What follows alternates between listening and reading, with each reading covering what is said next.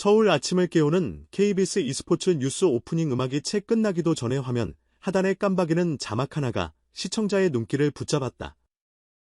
2022 베이징 패럴림픽 개막이라는 평범한 정보 옆으로 뜬금없이 덧붙은 이름. 이찬원. 장애인 크로스컨트리 대표 고승남 선수에게 가수 이찬원이 깜짝 응원 메시지를 보냈습니다. 뉴스를 읽어 내려가던 황상무 스포츠국 편집장이 미묘하게 웃는 입꼬리로 멘트를 이어가자 스튜디오 마이크에 잡힌 몇몇 스태프의 순죽인 감탄이 소리로 번졌다. 그 순간 전국의 찬원시대 휴대폰 알림창이 일제히 불을 밝혔다. 찬원이 새벽 뉴스에 등장했다는 사실 하나만으로 팬 커뮤니티는 들끓었고 10분 뒤 SNS 타임라인은 믿기 힘든 캡처 사진과 추측성 해시태그로 범람했다. 정확히 무슨 일이 있었던 걸까?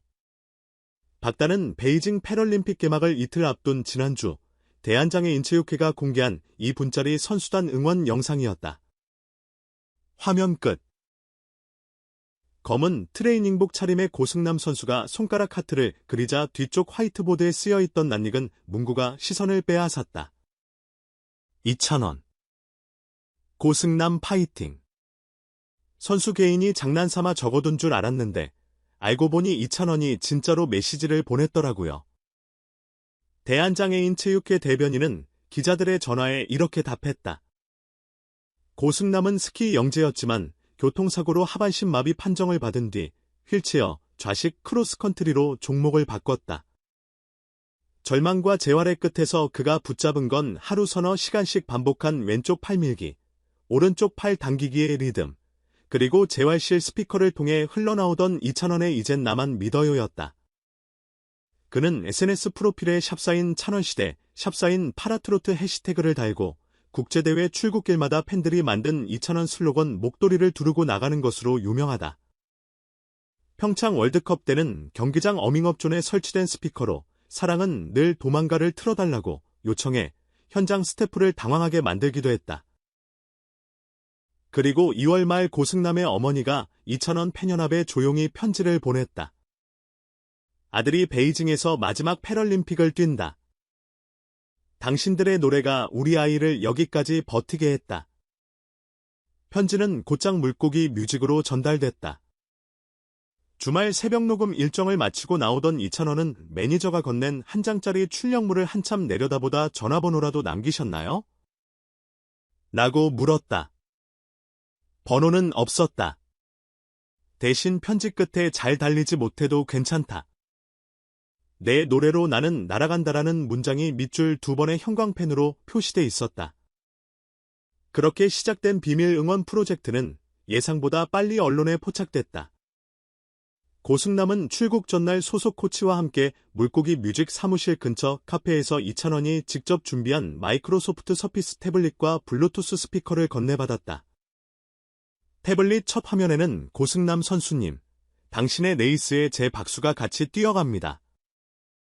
찬원 드림이라는 손글씨가 삽입된 GIF 파일이 떠 있었다.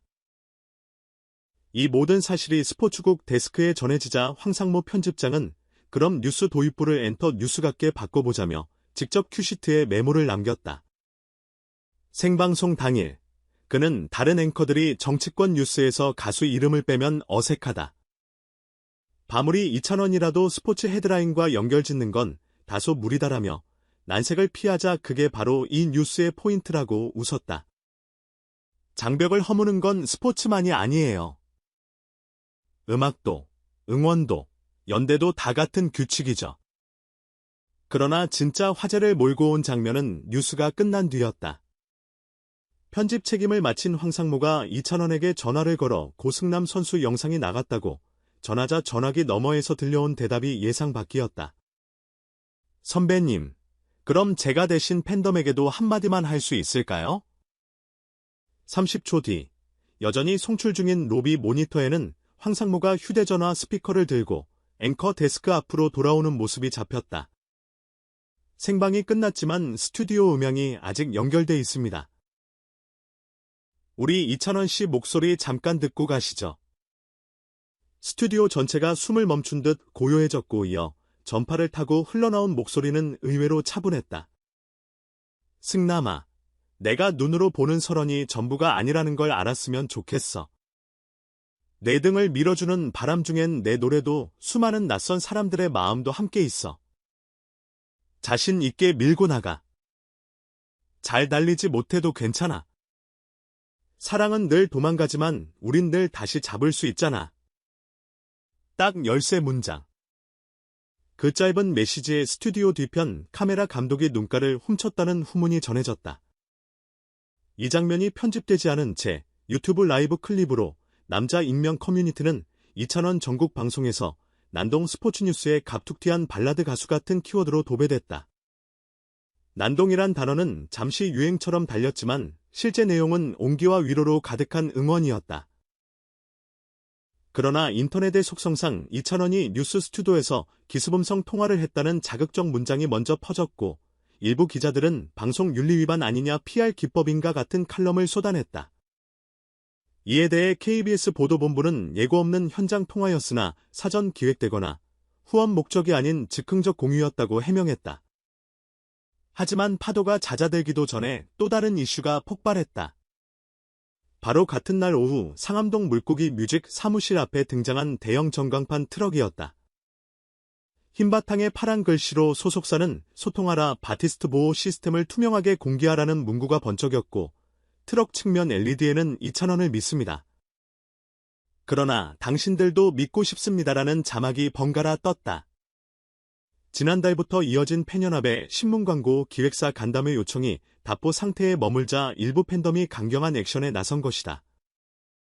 그들은 금원 유통구조 콘텐츠 권리 관리 해외 저작권 정산 투명화라는 구체적 요구안을 내걸고 우리도 소비자이자 주주라고 주장했다. 트럭 시위 사진은 곧바로 정치권 계정까지 리트윗을 타고 번졌다. 문화산업 전성기의 팬덤 소비 구조가 이렇게 달라졌다는 진단부터 초대형 스타와 팬덤의 관계가 연예산업의 새로운 거버넌스를 요구한다는 칼럼까지 소위 문화정치 이슈로 확전되었다. 소속사는 긴급 보도자료를 내고 아티스트 및 팬덤과의 보다 원활한 소통 구조를 설계하기 위해 전담팀을 만든다며 3월 중 공식 공청회 자리를 마련하겠다고 밝혔다. 그러나 정작 이찬원은 한 매체의 단독 인터뷰에서 이렇게 말했다. 팬분들이 염려하시는 것도 회사가 준비하는 것도 결국 제 목소리가 오래도록 안전하게 들리길 바라는 마음이겠죠. 그 과정에서 다소 투박한 목소리가 나오더라도 방향이 같다 믿습니다. 이어 그는 승남이 형이 그러더라고요. 눈앞에 올라오는 오르막 경사만 보지 말고 눈을 들어 멀리 깃발을 찾으라고. 저도 같은 마음으로 멀리 보고 있습니다. 라고 답했다. 한편 베이징 크로스컨트리 경기장 10km 클래식 좌식 부문에 출전한 고승남은 4.5km 지점까지 7위권을 유지하다 막판 체력 고갈로 13위로 결승선을 통과했다. 기록은 개인 최고였지만 메달권과는 거리가 있었다. 경기를 마친 뒤 믹스트존에서 이찬원이 가슴 뛰는 선물을 줬다는 질문을 받은 그는 웃으며 휴대폰을 꺼냈다. 배경화면은 이찬원의 사인이 담긴 사랑은 늘 도망가 싱글 재킷 사진. 결과는 중요하지 않아요. 제 썰매가 패럴림픽 설원을 달린 것처럼 형 노래도 전 세계로 달리니까요. 그는 썰매 위에서 두 손을 들어 하트 모양을 만든 뒤 그리고 형에게 한마디만 할게요. 형 다음 앨범엔 내 경주 비트도 좀 써줘요. 라고 외쳤다.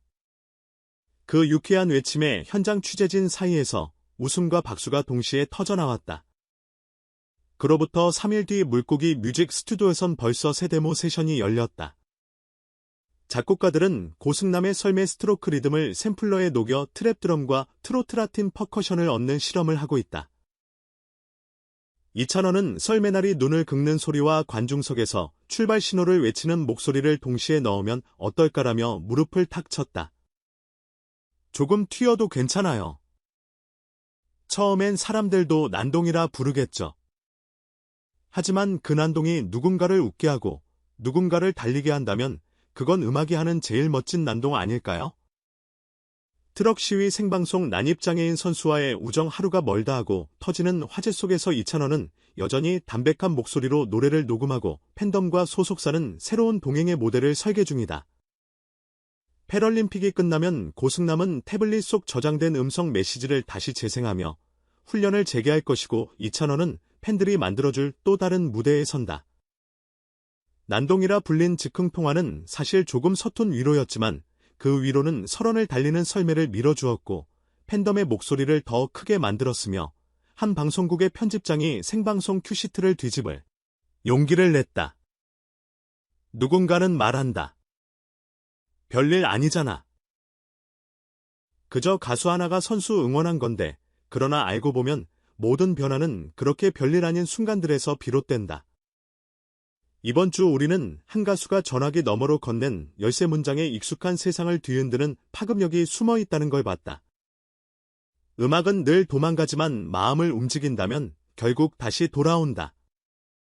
그러니 다음 생방송을 기다려보자. 어느 날 또 다른 이름 없는 무대 뒤에서 이찬원이 난동을 부린다는 자극적 자막이 번쩍일 때 우리는 이미 그 속에 담긴 진짜 이야기를 알게 될 것이다. 결국 이 난동은 노래가 자신보다 조금 더 약해 보이는 누군가를 향해 한 걸음 내딛는 순간 세상이 얼마나 따뜻해질 수 있는지 보여주는 작은 증명일 테니까.